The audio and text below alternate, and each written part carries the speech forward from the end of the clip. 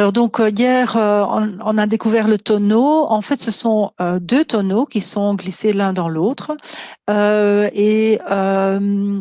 on l'a découvert, on s'imagine évidemment que ces tonneaux ont servi d'une part pour aller chercher de l'eau, donc ça sert comme un puits dans un terrain, on a besoin d'eau. De l'autre côté, ces deux tonneaux ont aussi pu fonctionner comme une latrine à un certain moment. Donc, quand on l'utilise plus pour aller chercher de l'eau, ça devient une toilette, une poubelle, etc.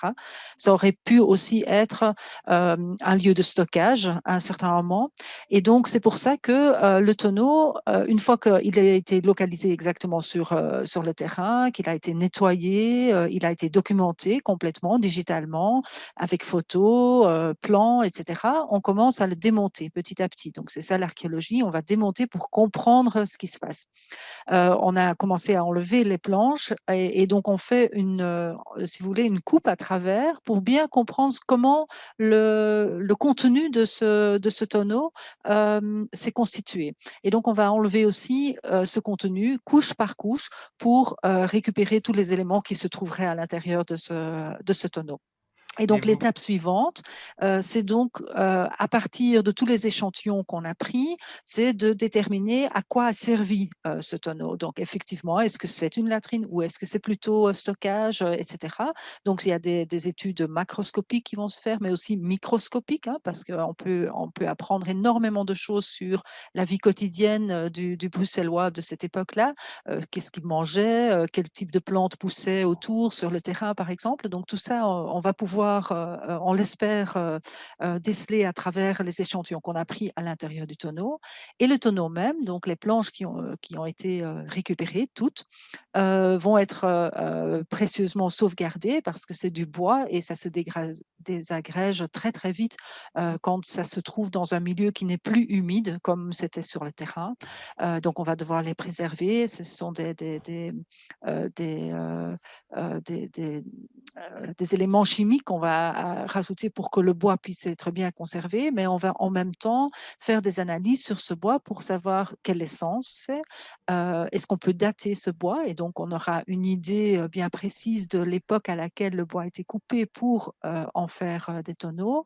On va pouvoir étudier aussi, grâce à l'enregistrement sur le terrain et combiné avec les analyses qu'on fait sur ce bois, comment ce tonneau a été fabriqué, comment les planches ont été mis ensemble en fait pour constituer un tonneau et puis un deuxième tonneau l'un dans l'autre.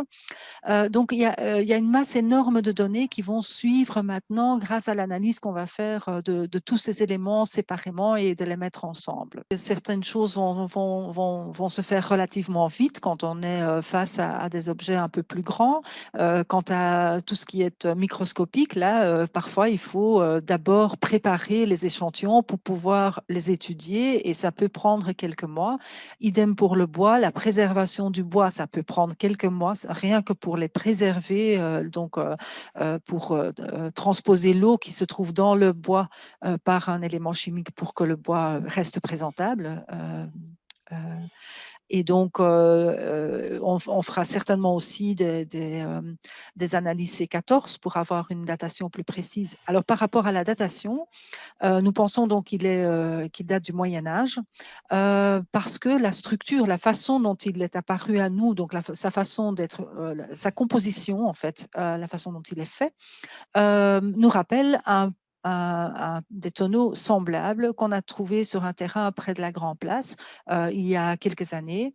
Et là, celui-là avait été analysé par dendrochronologie et on l'avait daté au début du XIVe siècle, donc à partir du début du XIVe siècle. Mhm. Donc pour nous, quand on compare les deux structures, elles sont assez semblables, donc on pense pouvoir pencher vers le XIVe siècle aussi, mais encore une fois, ça devra être confirmé ou infirmé par les analyses qu'on va commencer à mener maintenant. Mais donc on est parti pour quelques mois d'analyse pour comprendre cette structure. D'autant Mhm. plus que les travaux sur le terrain ne sont pas finis et que donc l'équipe archéologique, elle continue à suivre les terrassements et accompagner ces terrassements au cas où il y aurait d'autres vestiges archéologiques qui sortiraient du terrain. Donc, on savait déjà qu'on était dans des terrains de type jardin ou potager, donc une terre qui est fort travaillée. Euh, à côté de ça, voilà, il peut y avoir encore d'autres puits, il peut y avoir d'autres structures qui apparaîtront dans la suite du Mhm. dégagement du terrain. C'est la première structure véritablement qu'on a découvert. On a d'autres types de découvertes dans le sens où on va enregistrer ce qui se passe dans le sous-sol, en fait.